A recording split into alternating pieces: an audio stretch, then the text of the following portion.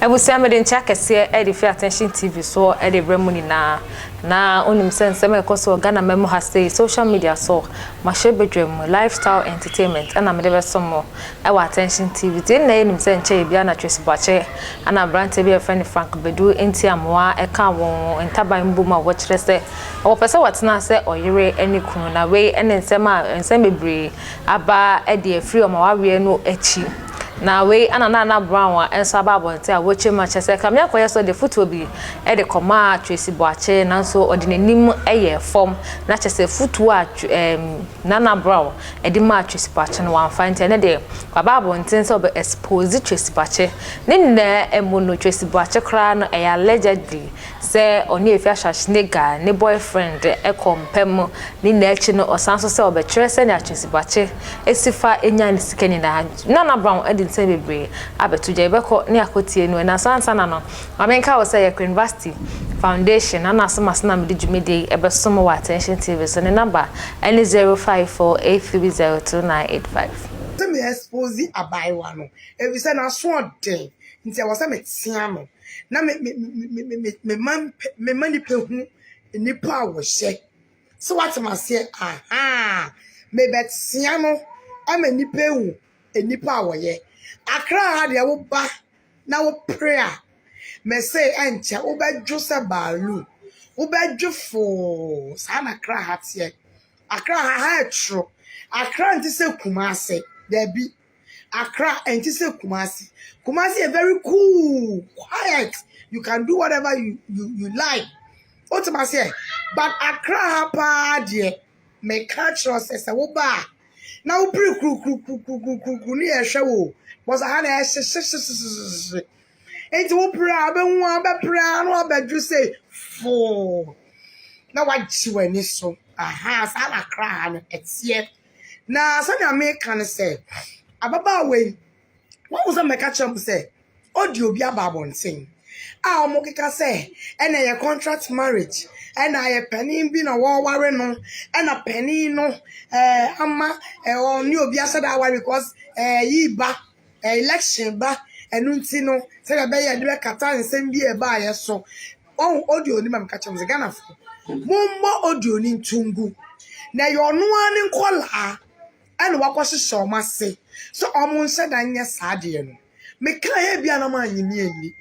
mawu ne audio a etwegu mawu audio ana etwegu ya sa audio na last year ababa wa no etu emani ba abonten ama e friend say party kese bi etumi lucy omo election eye enguase no eye sa baba wa na ena likiye ti asam no sa audio na e baaye no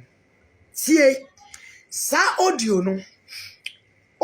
e baaye no mo say ababa wa no hye adwuma ema di other lady Jenti American sansa utie audio ni mu ya baby was say won say utie abe won say the other lady no kra no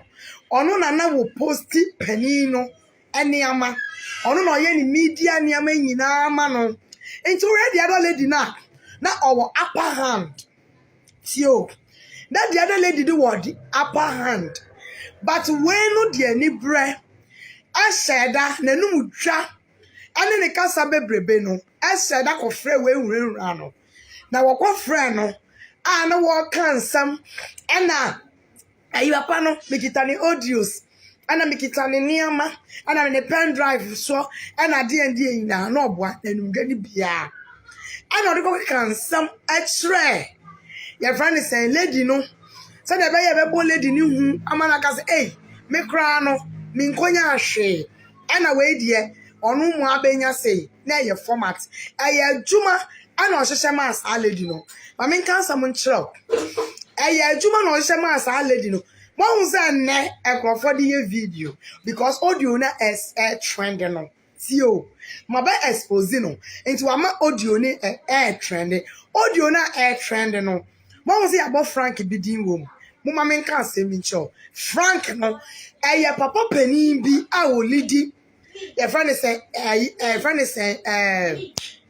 what political party be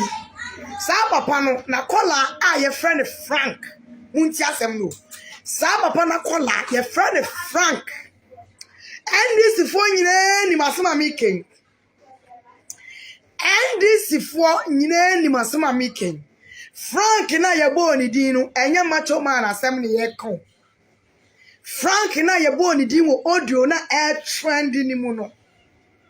Some guys was a me Naana Brown. Me, I did me say men kasa. I did me say men can. So me say me can. I have all the informations. Me want from me say girl on a sword den. It's in a sword den.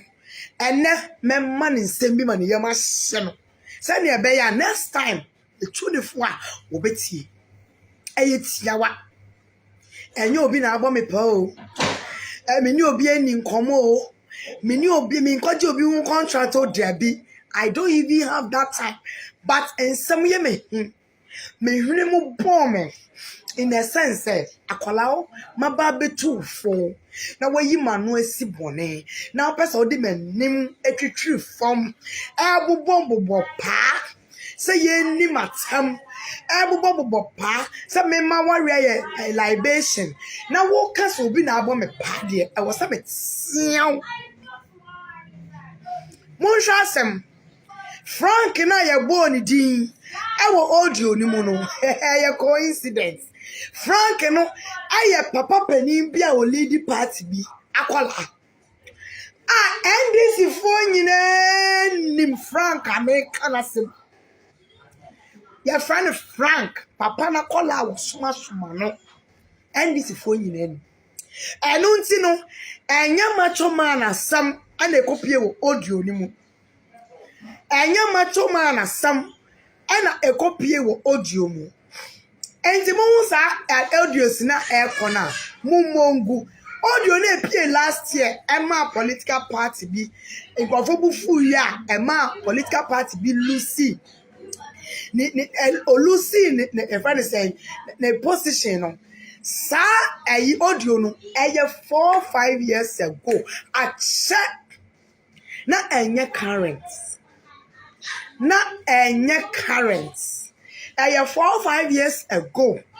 audio enye current kra but make sure me di si wo metwa so utie dia me pesa me kan ma ababa wa ne ti ase nse won susun dwi no ho won susun enfa papa panin bi a wa bref woni reputation o panin bi a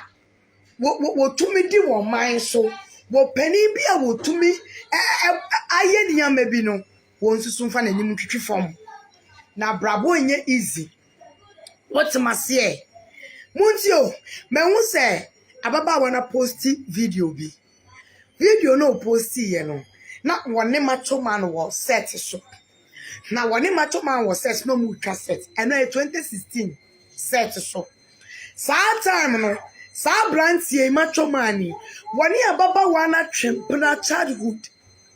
no mo ye nkwala no mo twempna ewo area mpnatri eno mu twa so later ana god man de ekoshi abrante wo set so ana ne omo keka ya na fa abrante keka ya na ne fa ye ana god man ni ni betwem god man de nim say ye fa ne say macho man ani ever ayi ababa we America na sem woni na twempena da Abusiana na Brown so semo no so da betudwa e de afa Tracey Boakye ho ana attention TV da be so mo e wa attention TV se ma monihwa monity